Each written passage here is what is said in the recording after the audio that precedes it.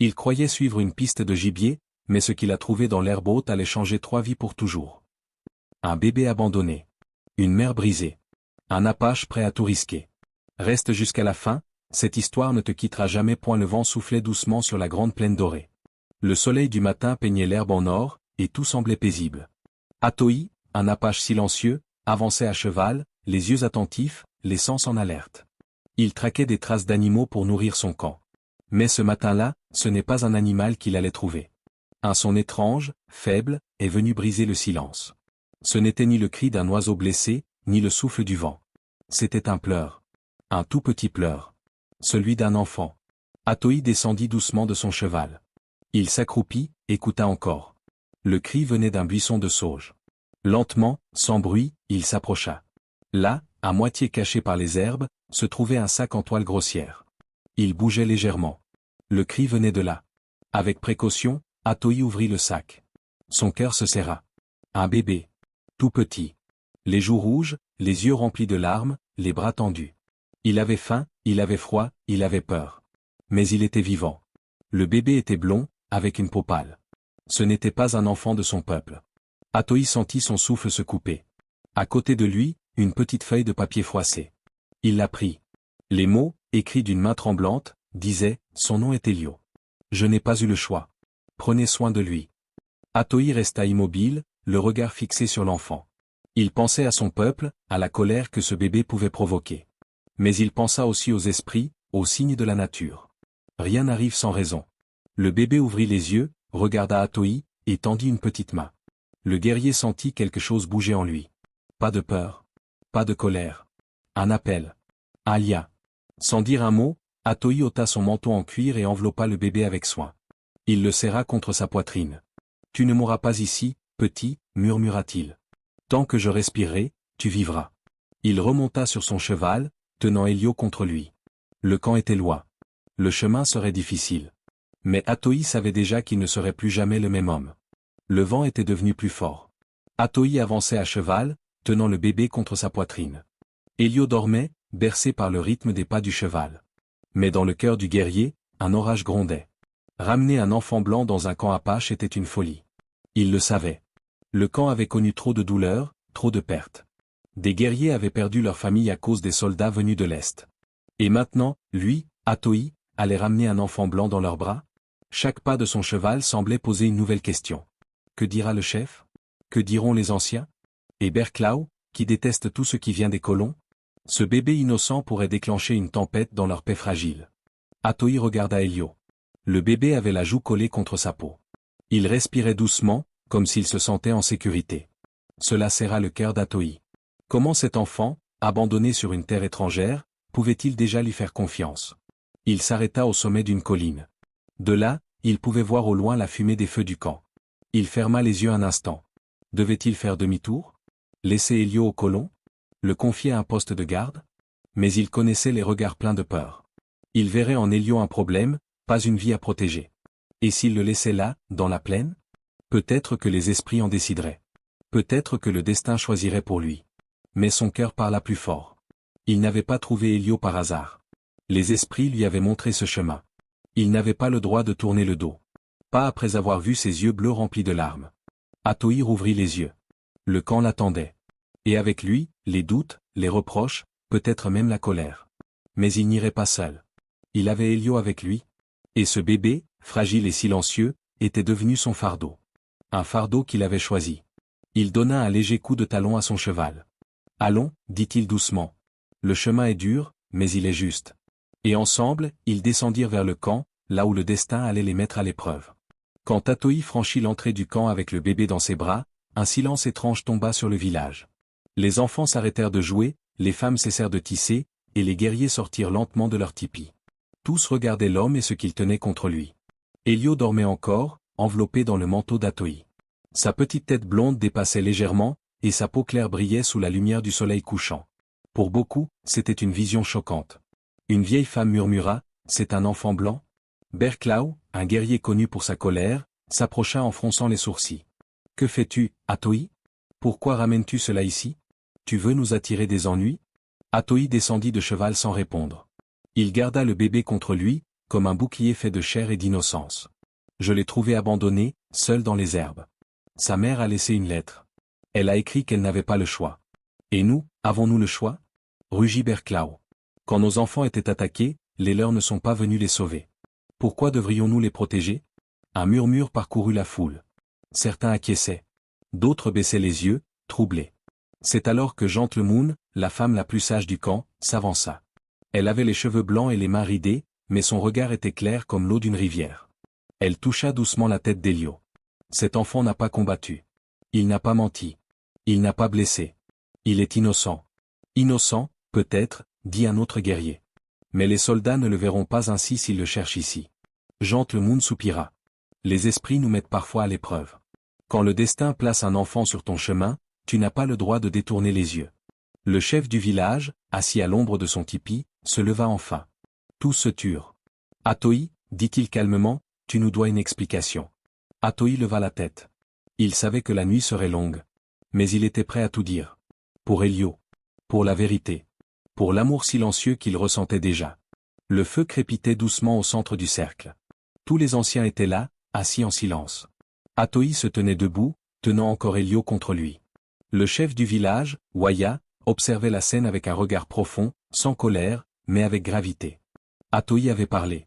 Il avait raconté comment il avait trouvé l'enfant, seul, abandonné dans un sac. Il avait montré la lettre de la mère. Il n'avait rien caché. Personne ne parlait. Même Berclau, habituellement si bruyant, restait muet. L'atmosphère était lourde, comme si la terre elle-même retenait son souffle. Après un long moment, Waya se leva. Sa voix résonna dans le silence. Ce que tu as fait, Atoi, n'est ni bon ni mauvais. C'est un acte de cœur. Mais le cœur, parfois, nous met en danger. Il fit quelques pas vers le guerrier. Ce camp a souffert. Nous avons perdu des enfants. Nos larmes ne se sont jamais vraiment séchées. Alors, ramener un enfant blanc ici, c'est ouvrir une blessure encore sensible. Atoi baissa les yeux, mais ne dit rien. Waya continua, pourtant, je ne vois pas un ennemi dans tes bras. Je vois un bébé. Il dort en paix contre ton cœur. Il ne connaît pas la haine. Il ne porte pas les erreurs de ses ancêtres. Un murmure discret monta dans le cercle. Certains anciens hochaient la tête. D'autres restaient figés. Voici ma décision, dit Waya en se tournant vers tous. Cet enfant peut rester. Mais il ne sera pas le fils du camp. Il sera le fils d'Atoi. Entièrement. S'il pleure, Atoi le calmera. S'il a faim, Atoi le nourrira. Si un danger vient, c'est à Atoi de se lever. Lui seul portera le poids de ce choix. Atoi releva la tête. Il ne s'attendait pas à être compris. Mais il avait été entendu. Je l'accepte, dit-il simplement. Je ne l'ai pas choisi par hasard. C'est le destin qui l'a mis sur mon chemin. Je le protégerai, même si je dois le faire seul. Le chef hocha la tête, puis s'assit de nouveau. Le conseil était terminé. Mais une nouvelle histoire venait de commencer. La première nuit fut longue. Dans le silence de son tipi, Atoi veillait près du feu. Elio s'agitait dans son sommeil, pleurant par moments, tendant les bras comme s'il cherchait quelque chose qu'il avait perdu. Peut-être une chaleur familière, une odeur, un son de voix. Atoi, guerrier habitué au calme des forêts et au silence des battues, se retrouva désarmé devant ce petit être qui ne parlait pas, mais criait avec tout son corps. Il prit Elio dans ses bras, le berça doucement, murmurant des mots simples dans sa langue. « Petit vent, calme-toi, je suis là. » Le bébé finit par se rendormir contre sa poitrine. Atoi ne bougea pas de toute la nuit. Au matin, Gentlemoon vint discrètement. Elle portait un petit bol et une couverture cousue à la main. Le bébé doit manger. Tu dois apprendre, Atoi. Elle montra comment préparer un lait doux, mélangé à des plantes que les chevaux toléraient. Elle expliqua comment tenir l'enfant, comment sentir s'il avait trop chaud ou trop froid, comment calmer ses pleurs. Atoi écouta tout. Il ne posa pas de questions, mais observa chaque geste avec attention. Les jours suivants furent remplis d'apprentissage. Atoi lava les vêtements d'Elio dans la rivière, fabriqua une couche douce en peau de daim, cousit de ses mains une petite chemise avec l'aide de Gentlemoon. Il portait Elio contre lui dans un tissu attaché sur sa poitrine. L'enfant s'y calmait, reconnaissant déjà le rythme du cœur de son protecteur. Elio commença à sourire. Puis à rire. Ses yeux suivaient Atoi partout. Il tendait les bras vers lui comme vers un arbre solide. Un soir, alors que le feu dansait devant le tipi, Atoi sculpta un petit cheval en bois. Il le tendit à Elio, qui le serra entre ses mains. « Tu es fort, petit. Plus fort que moi. » Ce n'était plus seulement un acte de devoir. C'était devenu de l'amour. Lentement, sans bruit, le cœur d'un guerrier s'était ouvert à un bébé venu d'un autre monde. Et dans ce lien silencieux, fait de gestes simples et de regards doux, naissait une nouvelle famille. Le soleil venait à peine de se lever lorsque les premiers chiens du camp se mirent à aboyer. Une silhouette avançait lentement depuis la ligne d'horizon. Les sentinelles du matin alertèrent les anciens. Tous sortirent pour regarder. C'était une femme. Son pas était incertain. Ses vêtements de pionnière étaient sales, déchirés. Ses cheveux blonds étaient emmêlés, pleins de poussière. Mais c'étaient ses yeux qui arrêtèrent le cœur d'Atoï. Des yeux bleus, presque identiques à ceux d'Elio. La femme s'approcha, tremblante, épuisée. Lorsqu'elle vit le bébé dans les bras d'Atoï, elle tomba à genoux. Son souffle se brisa. « Elio, mon fils ?» Atoï recula d'un pas, surpris. Le bébé, lui, avait ouvert les yeux. Il fixait cette femme inconnue. Elle tendit les bras. « Je suis sa mère, » dit-elle d'une voix cassée. « Je suis Liora. » Les anciens se regardèrent. Le chef Waya s'avança. « Comment nous as-tu trouvés, femme blanche ? J'ai marché pendant des jours. Un vieux trappeur m'a dit qu'il avait vu un Apache avec un enfant blanc. Je savais que c'était Elio. J'ai suivi les signes. J'ai suivi l'espoir. » Liora pleurait. Son regard ne quittait pas son fils. Je croyais qu'il était mort. On m'avait dit que tous les enfants malades ne survivraient pas. J'ai dû le laisser. Mais je ne pouvais pas oublier. Pas dormir. Pas vivre. Atoï observait la scène. Il sentait quelque chose d'étrange dans sa poitrine. Une joie froide.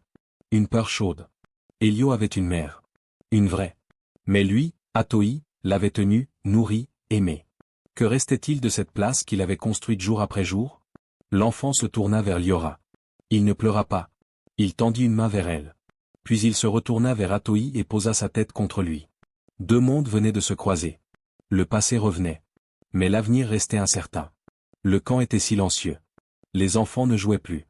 Même les chiens restaient couchés, comme s'ils ressentaient le poids de cette journée étrange. Liora avait reçu une tente à l'écart, non loin de celle d'Atoï. Elle s'y était reposée quelques heures. Son corps était fatigué, mais son cœur l'était encore plus. Elle n'arrivait pas à comprendre ce qu'elle voyait.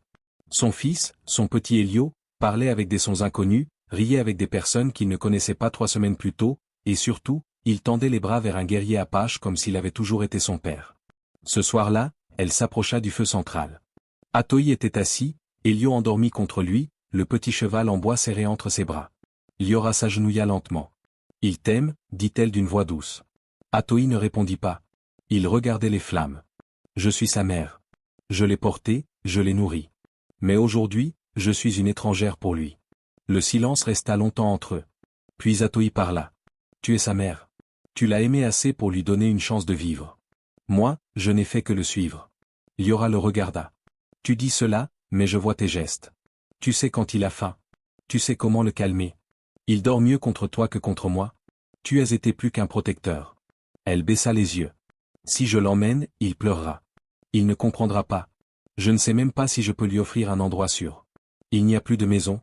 Il ne reste que moi. » Elio remua doucement. Son visage cherchait la chaleur d'Atoï. Liora le vit. Une larme glissa sur sa joue. « Je voulais venir le chercher. Mais maintenant, je ne sais plus. Est-ce encore mon rôle? Est-ce moi qui dois décider? » Atoï posa une main sur l'épaule de Liora. « Il a 2 mondes en lui, dit-il. Il a besoin de toi. Mais il a aussi besoin de ce que nous lui avons donné ici, paix, chaleur, famille. » Liora leva les yeux. Dans le regard d'Atoï, il n'y avait pas de jugement. Il y avait simplement de la tendresse. Et pour la première fois, elle comprit qu'ils n'étaient plus 2 étrangers. Ils étaient 2 cœurs battants pour le même enfant. Le lendemain, le ciel était clair. L'air frais portait une odeur de bois et de feu. Liora s'était réveillée tôt, le cœur rempli de pensées. Elle avait veillé Elio une partie de la nuit. Il s'était endormi contre elle, mais son sommeil était agité. Dès qu'Atoï était passé près de la tente, Elio s'était calmé. Elle avait compris. Ce matin-là, Liora demanda à parler au chef Waya. Il l'écouta, silencieux, pendant qu'elle racontait ce qu'elle avait perdu, son mari, leur village, ses voisins, sa vie d'avant. Il ne restait rien. Puis elle leva les yeux vers lui. « Mais ici, dit-elle, il reste quelque chose. Mon fils est vivant. Il est aimé. Il est en paix. » Le chef resta silencieux. À ses côtés, Atoï était debout, son visage fermé mais attentif. Liora se tourna vers lui. « Je ne suis pas venu pour enlever Elio à sa vie. Je suis venu parce que je pensais qu'il était mort. Mais maintenant que je le vois, je ne veux pas détruire ce qu'il a construit ici. » Elle fit une pause, rassemblant son courage. « Je ne peux pas partir sans lui. Et je ne peux pas le prendre sans te blesser. Alors je propose autre chose, restons. Ensemble. Élevons-le tous les deux. Le camp entier semblait figé. Certains murmuraient. D'autres observaient Atoï. Le guerrier s'approcha lentement. Il posa une main sur l'épaule de Liora. Il a 200, dit-il. Il doit connaître les deux. Si tu veux rester, je n'y vois pas d'obstacle. Le chef Waya regarda les deux adultes devant lui, une femme au regard fatigué mais sincère, et un Apache devenu père sans l'avoir cherché. Si tu veux rester ici, dit-il à Liora, tu devras apprendre nos règles. Tu vivras comme nous. Tu travailleras avec nous. Mais ton cœur, lui, est déjà ici. Liora hocha la tête, les larmes aux yeux. Je ne veux pas être ailleurs. Dans les bras d'Atoï, Elio ouvrit les yeux. Il regarda sa mère, puis son père de cœur, et sourit. Ce jour-là, un nouveau foyer naquit. Pas construit par le sang, mais par le choix. Le conseil des anciens fut convoqué au lever du jour. Le chef Waya se tenait au centre du cercle sacré, entouré de visages graves. Tous savaient que ce jour allait marquer l'histoire de leur peuple. D'un côté, Atoï, le guerrier devenu père d'un enfant venu d'ailleurs. De l'autre, Liora, la femme blanche qui avait trouvé sa place parmi eux non pas par force, mais par amour. Elio jouait tranquillement entre eux, avec son cheval en bois sculpté. Il ne comprenait rien aux paroles échangées. Mais il sentait la paix autour de lui. Le vieux Nikan, un ancien respecté, prit la parole. Ce que nous vivons ici est rare. Nous avons toujours regardé l'autre monde avec peur. Et eux, ils nous ont regardés avec méfiance. Mais aujourd'hui, un enfant unit ce qui a toujours été divisé.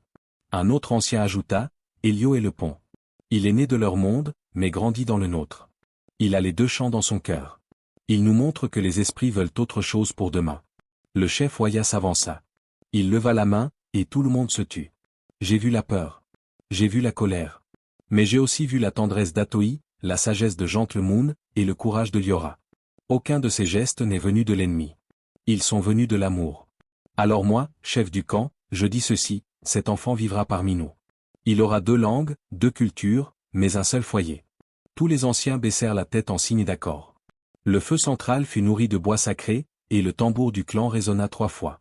C'était un signal, le camp acceptait le serment. Liora s'agenouilla, ému. Atoï posa une main sur l'épaule du chef. Merci, dit-il simplement. Vous n'aurez pas de regrets.